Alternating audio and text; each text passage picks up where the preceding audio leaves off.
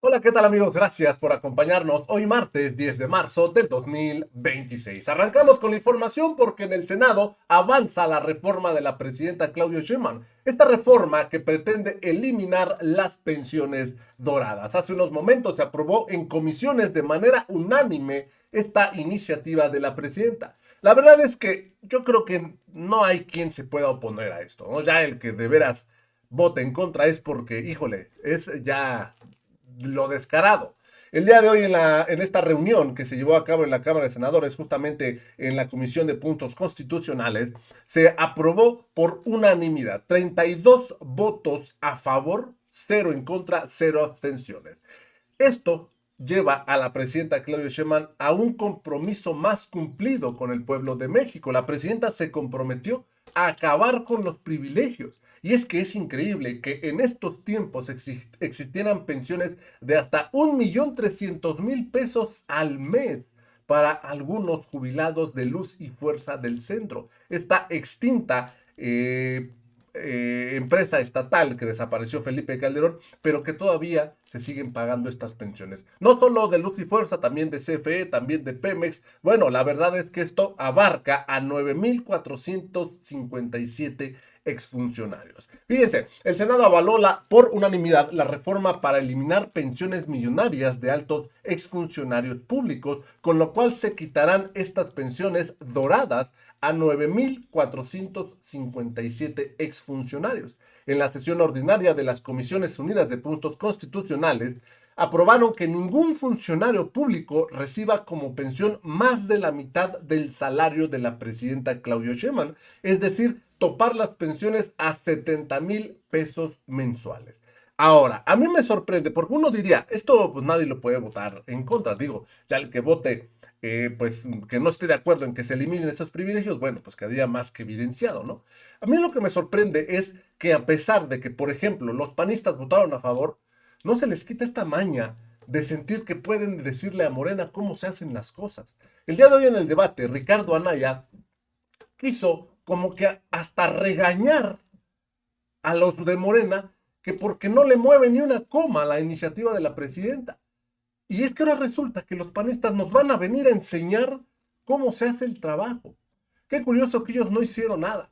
Ellos no quitaron estos privilegios, pero ahora que Morena los está quitando, ellos dicen, no, es que así no se hace. Nosotros les vamos a enseñar a hacerlo. Ah, caray. Ahora resulta que ellos quieren venir a decirnos cómo se hace esto cuando ellos nunca lo hicieron. De verdad es increíble. Afortunadamente estaba ahí un senador de Morena, Miguel Pavel Velázquez, quien se encargó de darle tremenda cerrada de hocico a Ricardo Anaya. Y es que hay que decirlo, ¿eh? Lo que propuso Ricardo Anaya, hasta creo yo que es coherente, ¿no? O sea, vaya, es un punto que dice uno, bueno, tiene algo de razón. Lo que dice Ricardo Anaya, porque en la iniciativa dice que no debe ser mayor a la mitad del sueldo de la presidenta. Entonces, dice Ricardo Anaya, pero tenemos que ponerlo por UMAS. ¿Por qué? Imagínense que en un futuro llegue un presidente y decida aumentarse el sueldo a 1 millón. Automáticamente también van a aumentar las pensiones de estos funcionarios. ¿Por qué? Porque dirán, bueno, si el sueldo del presidente ahora es de 1 millón, bueno, pues que mi pensión sea de 500,000. Entonces, aquí dice Ricardo Anaya, mejor vamos a hacerlo por UMAS y toparlo a 70,000 pesos mensuales, que no pase de ahí. Se me hace algo bien, pero como dice, no, en la forma de pedir está en la forma de dar. Y es que ahora vengan a sentirse que pueden dar órdenes, que pueden enseñarnos cómo se hace. Por favor, ahí estuvo este senador de Morena que le puso su estate quieto. Vamos a escuchar lo que sucedió. Ahora tiene el uso de la palabra el senador Ricardo Anaya Cortés, del Grupo Parlamentario del Partido Acción Nacional, hasta por 7 minutos. Gracias, presidente. Empezaré por expresar una coincidencia con el dictamen, pero adelanto que también expondré una muy profunda discrepancia con lo que hoy se va a votar. Primero, por supuesto que estamos a favor de eliminar pensiones que son escandalosas, que son abusivas y que son absolutamente indefendibles. O sea, que haya una persona en Luz y Fuerza del Centro que cobre una pensión mensual de 1 millón de pesos me parece absolutamente indefendible.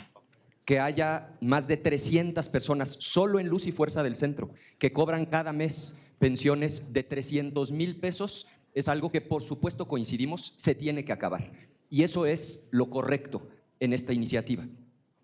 Pero sí quiero también denunciar la cerrazón de escándalo de Morena, porque creo de veras que están llevando al extremo esta instrucción de no moverle una coma a las iniciativas presidenciales.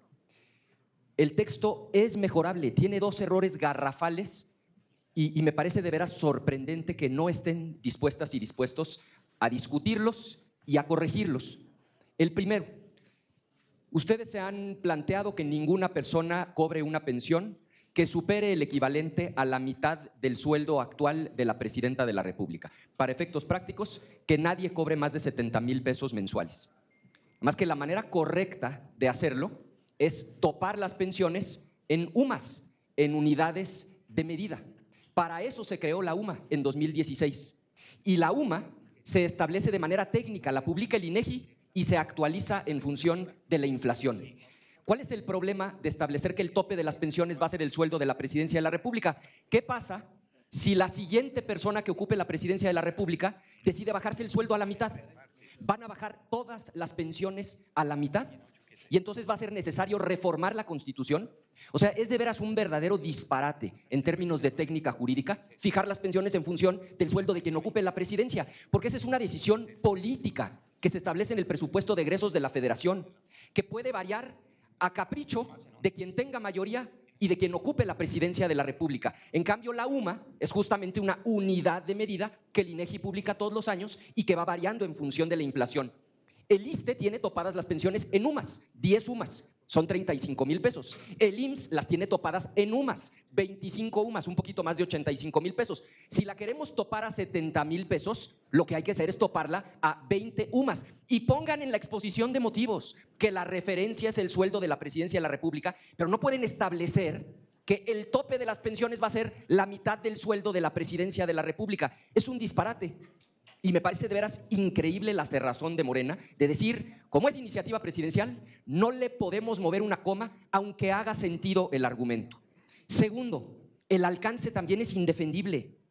Solamente va a aplicar a la administración pública descentralizada, pero la reforma no aplica a la administración pública centralizada. Entonces, si la pensión exorbitante está en Luz y Fuerza del Centro, en Pemex, en CFE, le aplica la reforma.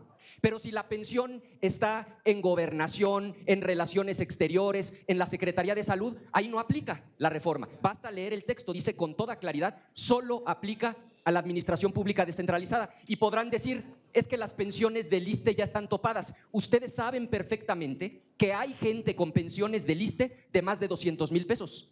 Esta era la oportunidad de que esas pensiones, que también son abusivas, que también son escandalosas, se terminaran. Otra vez, no creo que puedan dar un solo argumento de por qué este tope a las pensiones aplica a CFE, a Pemex, a Luz y Fuerza del Centro, pero no va a aplicar a Gobernación, a Relaciones Exteriores, a Salud. No hay argumento. Dejaron también fuera, como ya se ha dicho, a las Fuerzas Armadas y dejan también fuera a todo el personal sindicalizado. ¿Por qué? ¿Por qué solamente a los empleados de confianza? Podrán decir, bueno, porque la inmensa mayoría de los sindicalizados no tienen pensiones de este tamaño. Eso es verdad, pero hay excepciones, otra vez, abusivas, indefendibles, escandalosas. ¿Por qué quieren dejar en la excepción a quienes se pensionaron siendo miembros de un sindicato? Otra vez, no creo que puedan dar un solo argumento. Creo de veras que esta consigna que ustedes tienen de que no le pueden mover una coma a las iniciativas presidenciales convierte al Senado de la República ya no en un poder, sino en una auténtica oficialía de partes, en una ventanilla de trámites. Sobre el tema de la retroactividad, debo decir que yo coincido en que la reforma no es violatoria del principio de retroactividad. Ustedes recordarán, hubo una resolución de la Corte en 2015, aprobada por unanimidad de votos. Por cierto, quienes entonces integraban la Corte, el ponente fue José Ramón Cosío. En ese entonces la votaron a favor Gutiérrez Ortiz Mena, Margarita Luna Ramos, Franco, Saldívar, Pardo, Juan Silva Mesa, Medina Mora, Olga Sánchez Cordero, Pérez Dayán y el propio Luis María Aguilar. Y justamente en esa tesis la Corte lo que sostuvo fue que cuando la norma que produce efectos, y lo leo textualmente, sobre actos ocurridos antes de su entrada en vigor se encuentra contenida en la Constitución, por regla general no puede considerarse que se trate de una aplicación retroactiva en estricto sentido, y en eso coincido. ¿Dónde sí creo que está el problema? El problema está en cómo Morena obtuvo la mayoría calificada en el Congreso mexicano, porque la realidad es que sacaron el 53% de los votos para la Cámara de Diputados, concluyo, presidente, 53%, y controlan más del 70% de la Cámara de Diputados. Y aquí en el Senado de la República, pues nadie nos lo va a contar. Ustedes saben cómo fue que a la mala obtuvieron la mayoría calificada que no obtuvieron en las urnas. Termino como empecé, presidente. Vamos a votar a favor de eliminar estas pensiones escandalosas, pero no podemos dejar de denunciar la cerrazón de ustedes de no querer fijarlas en UMAS y de no querer hacerlo extensivo a la administración pública centralizada, a las Fuerzas Armadas y a los propios sindicatos. Es cuanto, presidente. Gracias, senador Anaya Cortés. Y ahora, para terminar los posicionamientos de los grupos parlamentarios en lo que se refiere a la Comisión de Puntos Constitucionales, le solicito al senador Miguel Pavel Jarero Velázquez, del Grupo Parlamentario de Morena, hable a nombre de ambas comisiones, por lo que su participación será hasta por 10 minutos. Muchas gracias, senador presidente. Primero yo quisiera expresar que nosotros somos representantes, el pueblo nos eligió y representamos un proyecto de transformación. Y ese proyecto de transformación lo encabeza la presidenta constitucional del Estado mexicano, la doctora Claudia Sheinbaum Pardo. O sea, creo que el pueblo tiene muy claro que nosotros tenemos una misión en México, y la misión radica fundamentalmente en terminar con un régimen de privilegios que empobreció a millones de mexicanos. Por eso yo quisiera destacar algunas cosas de este dictamen que hoy se presenta en Comisiones Unidas, que tiene que ver con la reforma al 127 en materia de jubilaciones y pensiones. Primero, hay que decirlo de manera muy puntual, porque a veces tanta palabrería trata de entrampar al pueblo. ¿Qué busca esta reforma? Poner un límite al régimen de jubilaciones doradas. Eso es fundamentalmente. ¿Cómo beneficia la reforma que hoy se discute aquí en Comisiones Unidas? Pues eliminan privilegios. Sencillo. ¿A quiénes? A entidades públicas que han estado en un régimen de privilegios en los últimos tiempos en México. Organismos descentralizados, empresas públicas del Estado, fideicomisos públicos, empresas de participación estatal, banca de desarrollo. ¿Y qué es lo que plantea? Fundamentalmente es que no se exceda el límite de la mitad de la percepción que hoy tiene, en este caso, la titular del Ejecutivo en México. O sea, eso es fundamentalmente lo que se está hoy planteando. Yo diría que sí vale hacer la pena algunas reflexiones. Una, pues es inaceptable que millones de mexicanos tengan pensiones modestas y una casta tenga estas ofensivas jubilaciones en estos tiempos todavía. La transformación, y hay que decirlo de manera puntual, no se puede permitir en ningún caso, cuando se trata de cambiar un régimen de una nueva convivencia social, mantener esta herencia de privilegios. Hay que poner las cosas en la mesa, así. O sea, no se ocupa venir a tratar de narrar nada extraordinario cuando está muy claro lo que se está planteando en este tema. ¿A dónde va el dinero? Pues yo lo quiero decir. Hoy, por ejemplo, me dio muchísimo gusto el anuncio que hizo la titular de Gobernación, cuando dice que se van a poner a echar a andar 500 escuelas para recibir a 200,000 estudiantes que no han tenido las posibilidades de estudiar. Eso es, o sea, es quitar privilegios y transferir dinero público, dinero del pueblo, a educación, a salud, a infraestructura. Eso es, o sea, sencillito. Alguien decía, es bastante sencillo. A veces los políticos tradicionales hacen complicados los temas públicos que deberían de ser bastante sencillos para el pueblo. Punto. La reforma no quita derechos legítimos, pone orden. Y aquí, bueno, aquí lo han expresado.